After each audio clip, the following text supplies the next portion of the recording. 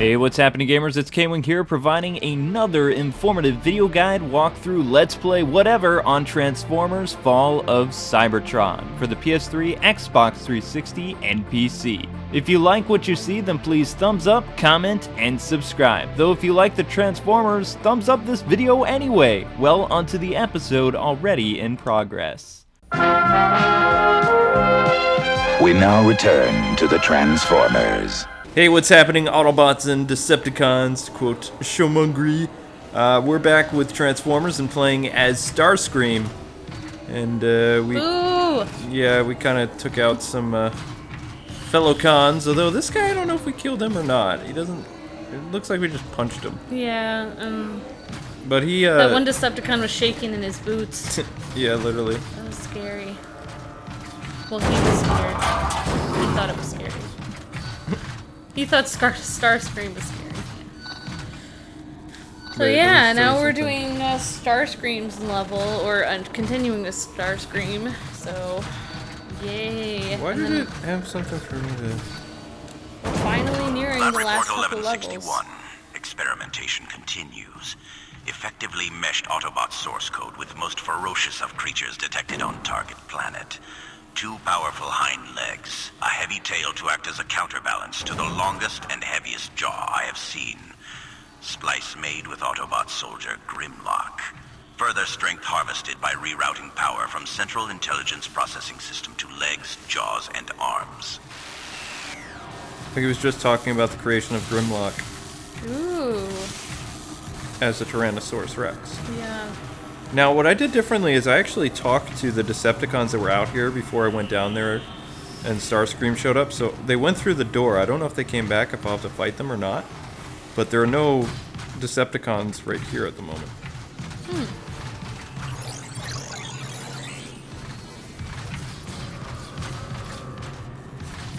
So I don't really know where to go.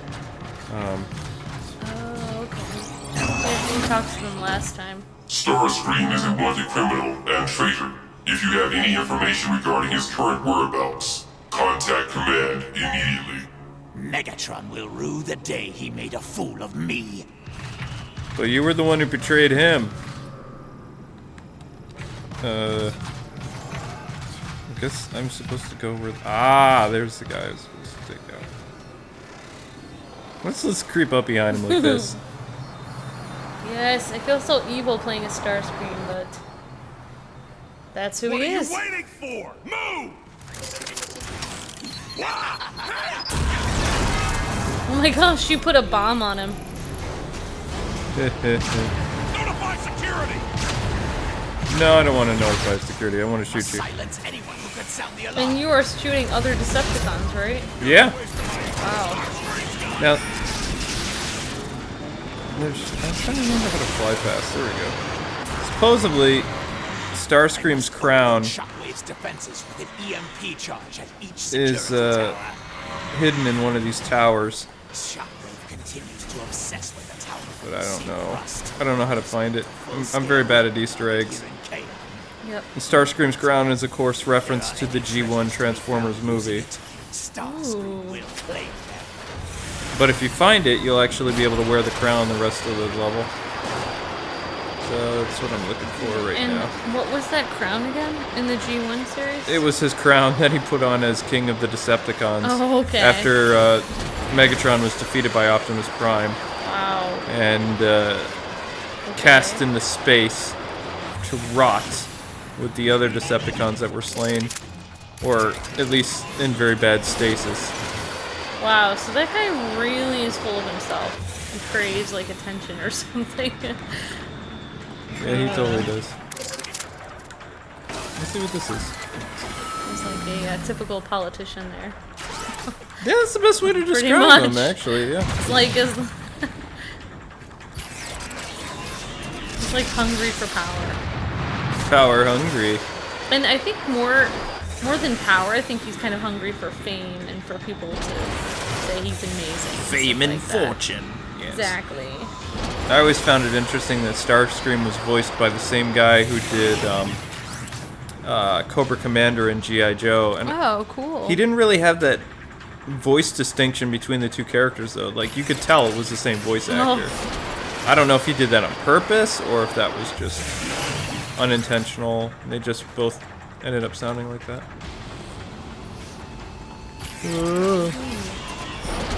How far can you fall all the way down to the bottom or no? No. You'll die. Okay. You die. So yeah, apparently Starscream turns into a McDonnell Douglas F-15 Eagle jet. Yeah, F-15, that was a jet in the 80s. I used to love 80s jets. Yes, and he's leader of the Seeker Jets of the Decepticons. Yeah, he was a I guess they call it a flight commander. Okay, yep. So that's why he got a big ego, thinking that he could be the ruler of the Decepticons. Yep. Oh well, I can't find the crown. Power corrupts and ultimate power corrupts ultimately. Very well said, though. Very well said. You can learn a lot of life lessons from Starscream. Yeah. Yeah. It's like how not to live your life. How not to be a Decepticon. Exactly. But there were different variations of Starscream, Yeah. like Dinobot. I was noticing that too, that there are a lot of different variations of him in the different continuums. So. I remember in Beast Wars, he was basically like Dinobot was kind of like Starscream. Like he even betrayed the Predacons so he could rule the Maximals. That was his plan, anyway. It didn't really go according to plan. The betraying thing is like a running theme. Like whatever, I don't know. Whatever continuum he's in, he betrays somebody. Yeah. He's not a trustworthy guy, even to the bad guys. Like you said, he's a born politician. Yeah, exactly.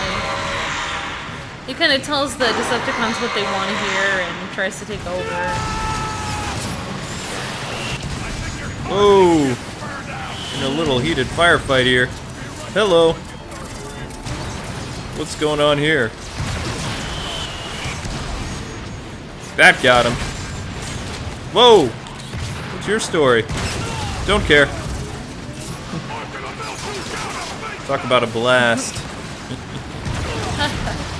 But no, I don't know. I'm kind of preoccupied with thoughts about the new Nintendo 2DS than I am Transformer stuff at the moment. I was thinking about all that news, and the only thing that I think is going to be presenting a problem is when parents are going up after, because it's basically for kids. Oops. Internal security report. And for people that are... Our perimeter check is complete. The tower is just about impregnable. Not surprising, given that it was Shockwave himself that established the protocols. Only vulnerability we've identified is to EMP attack. Whether time and resources permit addressing this issue remains to be decided by those who punch a pay stub bigger than mine. Yeah, I was gonna say, and for people that are really hard on their electronics like me. I'm not very electronic friendly. There! The first security tower is down. Only 2 more to go. Haha. Pretty cool. His voice is pretty cool on this game. But yeah, you were saying the Nintendo's 2DS. Yeah, there was some stuff that was going on that prevented me from. I wanted to hear what the little Autobot tape thing had to say. Oh, okay. Because those are rare and far between. Few and far between. Yeah, few. Well, yeah, I have kind of a funny quote. There's a quote by Megatron about Starscream, and he says, "Why? That's all they asked me. Why him? Why Starscream? Why of all the Decepticons did I decide to revitalize the one whose record of deceit and betrayal is legend? Because I'm an idiot, that's why." Megatron talking about Starscream in the comic Total War. So pretty much like Starscream has this mutant indestructible spark or something, and his life force cannot be destroyed, and he can persist even without a body to contain it. So, and I think that quote before was talking about how Megatron kind of I think may have brought him back to life at one point or something. Yep, another tape. I considered the transgression to be unforgivable. That is, until my brilliant and compassionate intellect realized that there was in fact a penance worthy enough to compensate for Trypticon's failings. We are in need of a spacecraft large enough to transport several dozen battle groups. Trypticon is no longer in need of his body. I see an elegant calculus in the making. So he's just talking about turning Trypticon into Nemesis, or the Nemesis. Oh, okay. And apparently that was a video game we just played a few minutes ago. Oh, okay. Interesting. I don't know where I am right now. I'm in a... It's like a place to get weaponry and things like that. Oh yeah, you were right. Yeah, he is an air commander or whatever. He's supposedly the deadliest of all the Seekers, and yeah. I'm just playing the video game again because I can. Pretty cool. I can. All right. Yeah, he's actually pretty deadly with like all the stuff that he can do. He can nosedive from outside the atmosphere to ground level in minutes. He can level a 10,000 square foot area with cluster bombs from under his arm. And okay, I'll wait till this is over. You're fine. And he can fire a null ray that can disrupt the flow of electricity in any circuitry it contacts. And it makes the any devices that are electronic in an area like inoperable for a time. And he can reach Mach 2.8 in his jet form, and an altitude of 52 miles above ground, I believe. So very cool. Yeah, I mean, he has a lot of pretty cool things that he can do. He's pretty, strong, but he kind of likes to use deception instead of brute force, where Megatron likes to use brute force. He always tries to use deception. And but the problem is he's not very smart, except for in some continuums, like we were saying. Different continuums make him a little bit different. Some people make him smarter than others, but in G1, he's not very smart, and in many of the continuums, he's not smart. He just has tremendous ambition, and he always tries to take over all the Decepticons. Always tries over to take it the world. Exactly. What are we gonna do today, Starscream? The same thing we do every day.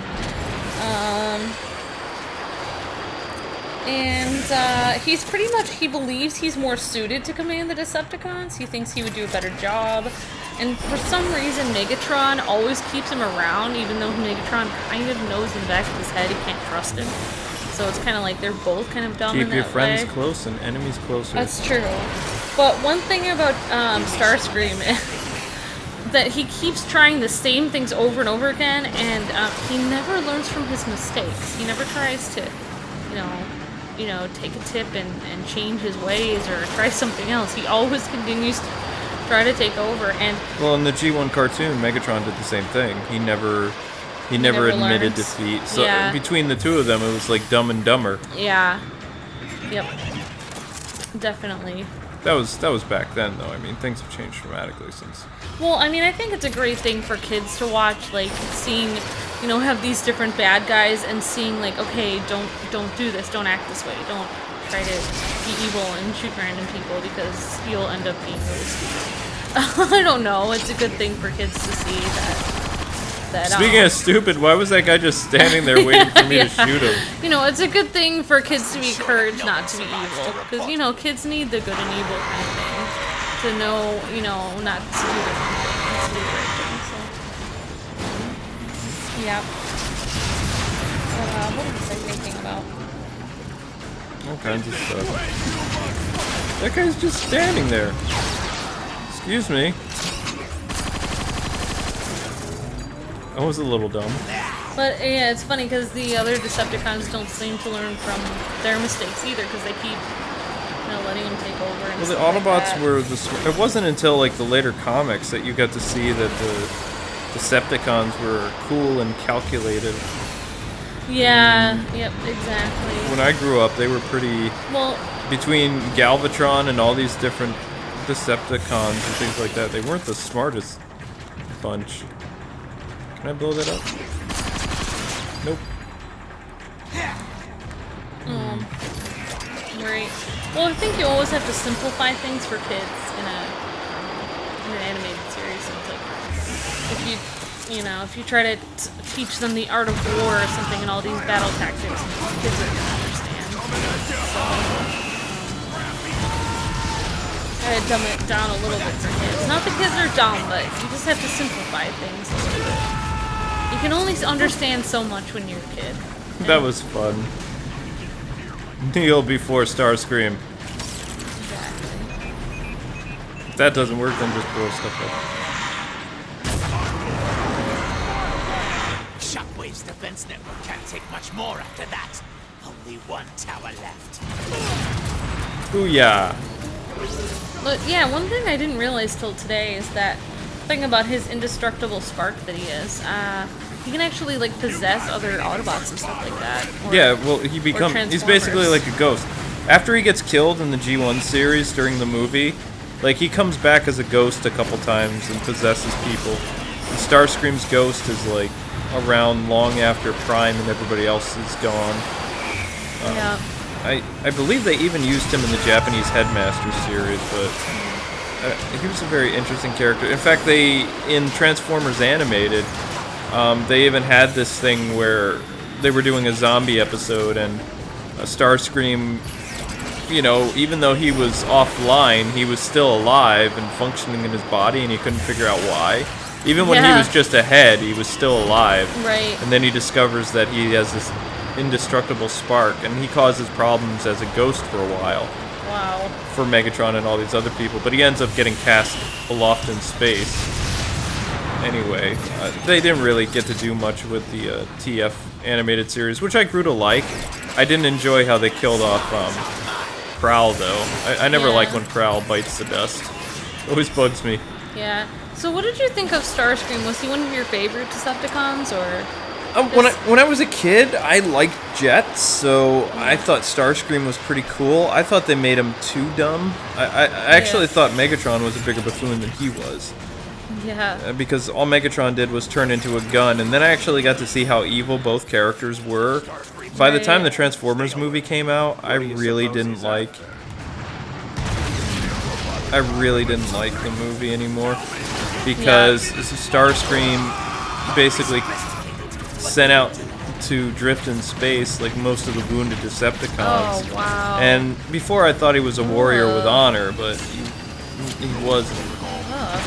So that upset me. Yeah, well, I remember before I'd even seen Transformers that you would talk about Starscream, and you could do a mean Starscream impression. Back in the day. Yeah. So he's definitely a memorable character because of his voice, and the way that he looks in this game is pretty similar to what I've seen in the, for his G1. I mean, it's not exactly like G1, but you've got the red and the blue there. And I think he has like a dark... well, he was purple and red. Okay, purple what his and color red. scheme was. Yeah. As far as I remember. And some white, or gray, whatever it is. With like a really dark head or whatever. Like black or blue or something. Yeah. So okay, it looks similar. I always think his eyes look freaky. But yeah, I mean, what I've read from the IDW comics is actually not in the IDW comics, but in another comic continuum. He actually was Jetfire's apprentice at one time. Yeah, well, he was Jetfire. Jetfire and him were both scientists.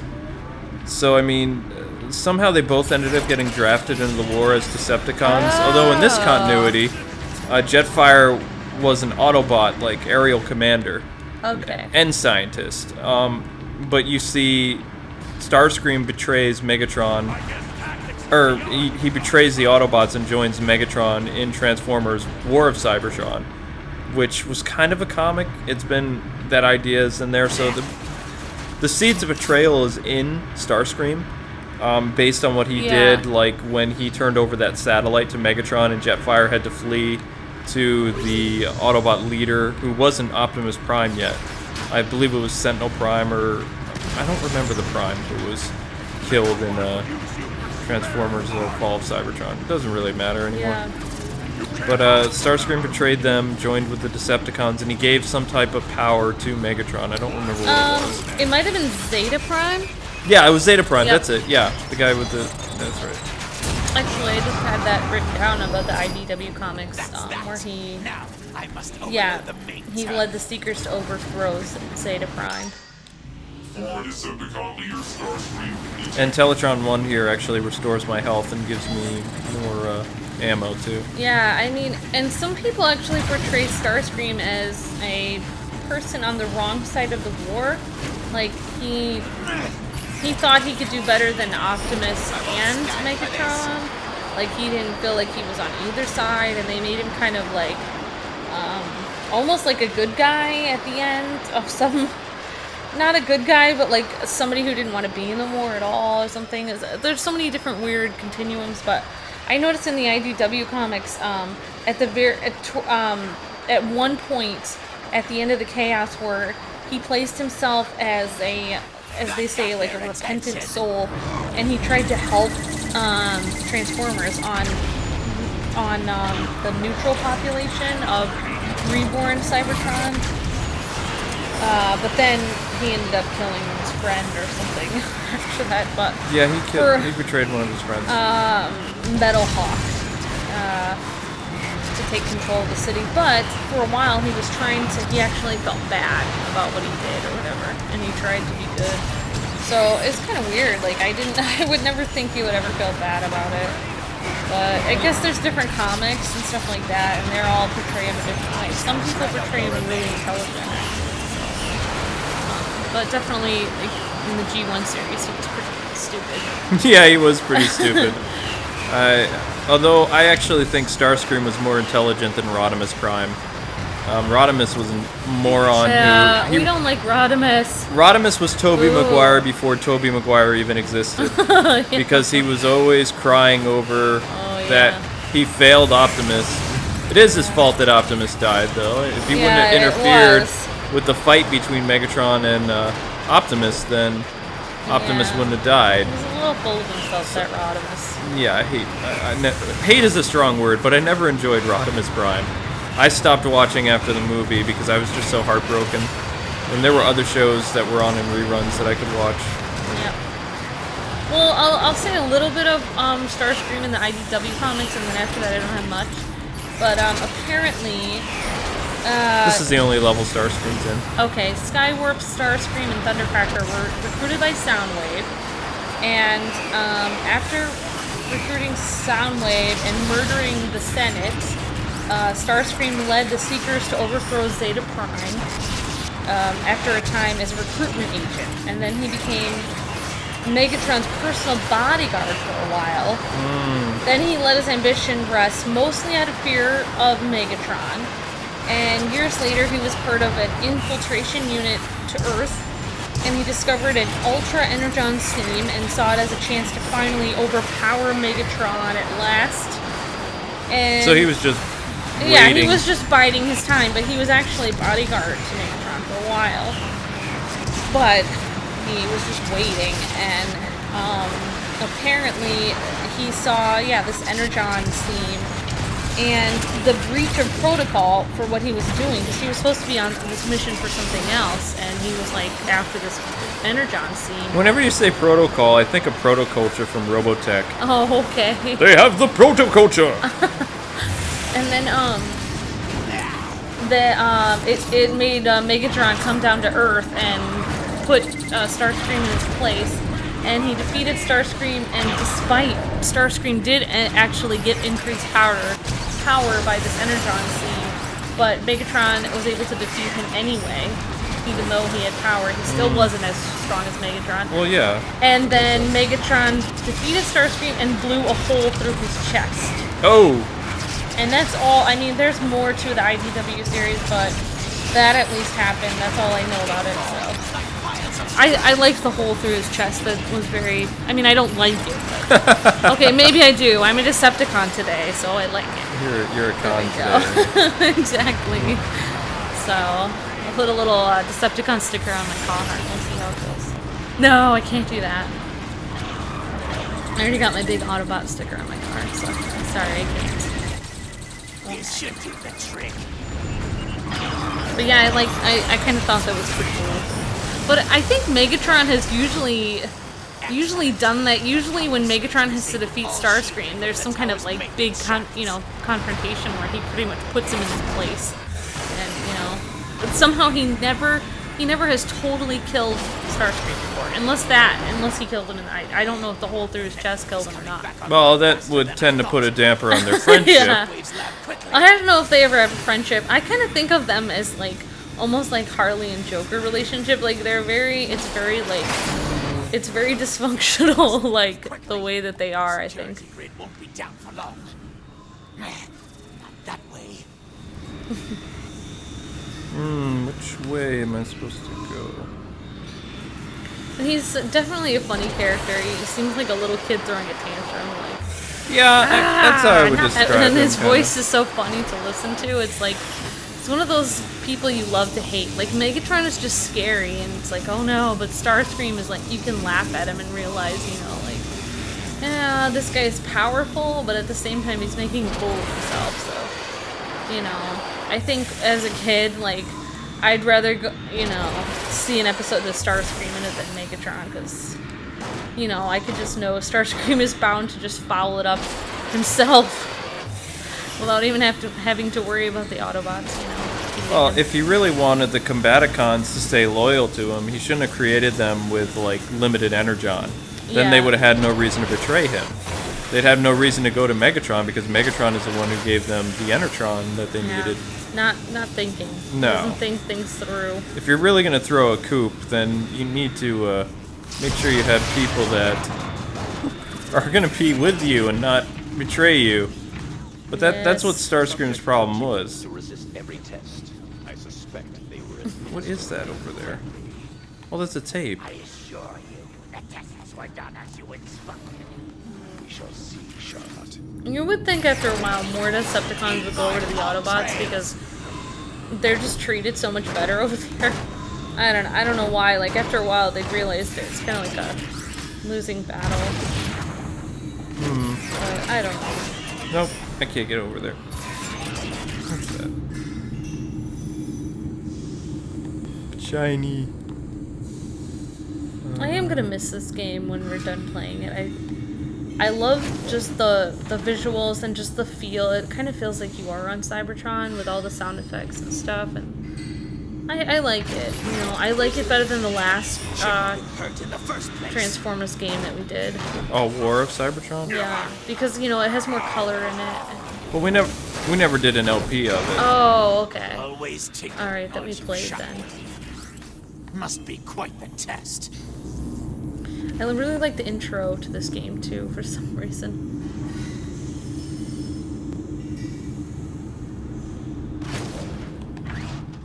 Let's see.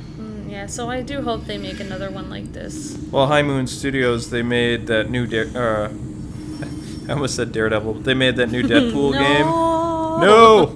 The Merc with the mouth. Don't make it do. But it wasn't very well okay. received. Yeah, they did. So instead of working on the little Transformers, Spike. they did Deadpool. Yeah, even though that's not the kind of game that we can play on our Let's Play channel, I think there was like a quality game though. Oh, it was very Had well done. some- It just had way too much profanity. But anyway, it's time for another audio log. Shockwave, all effort must now be focused on remote extraction of the target planet's energon reserves. Your calculations inspire sufficient confidence that such a plan is not only possible, but probable. Such an influx of raw energon right here on Cybertron will not only provide sufficient power to destroy Optimus and his Autobots once and for all, but also fuel the rebirth of our great empire. This is no longer an aspiration. It must be made a reality.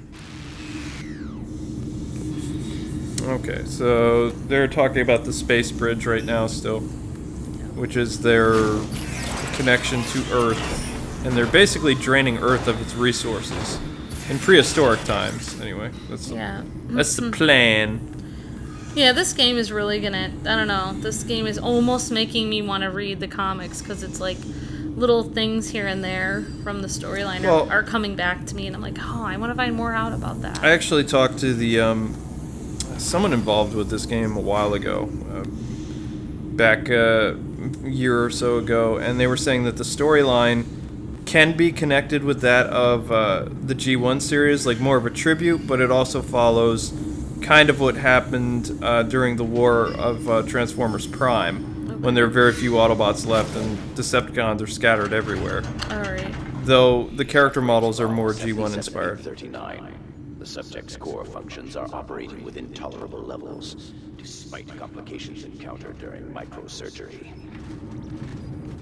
There's Power Grimlock. readings have increased tenfold, thanks to my rerouting energon feeds from all but the most basic of cerebro-circuitry. Poor Grimlock. Hardshell.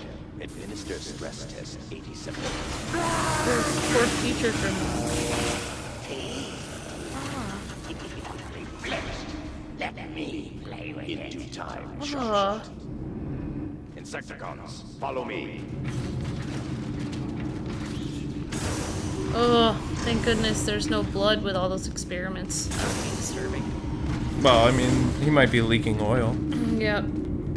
I mean, I think it was a labor of love with how they kind of combined the different types of Transformers together, and I do like that you can kind of tell, what they look like from the G1 series. They're similar in some ways, so I like that. Oh no! Nice try, Starscream! Oops. You picked... So, you are the one called Grimlock. Can you even understand me?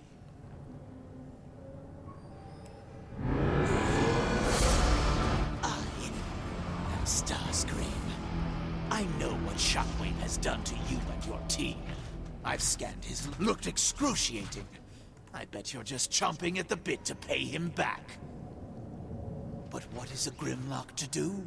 Surely Optimus has written you off, and you're entirely too stupid to think for yourself. Pathetic. You will swear your allegiance to me. You will do my bidding. And in turn, I will set you free. No thanks. I'll free myself. Wait! I can help you!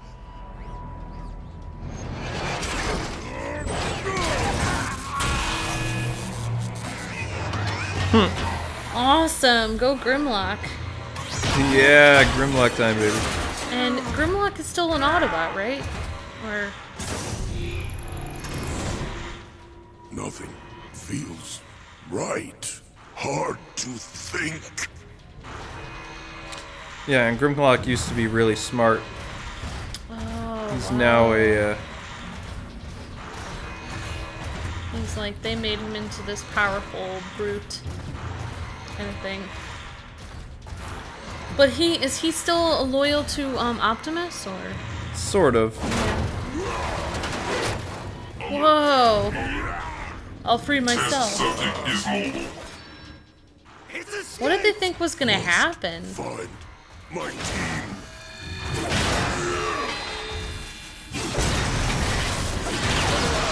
Oh, I like this. Teammates. Hey, you're like King Kong of the Autobots. Deactivated.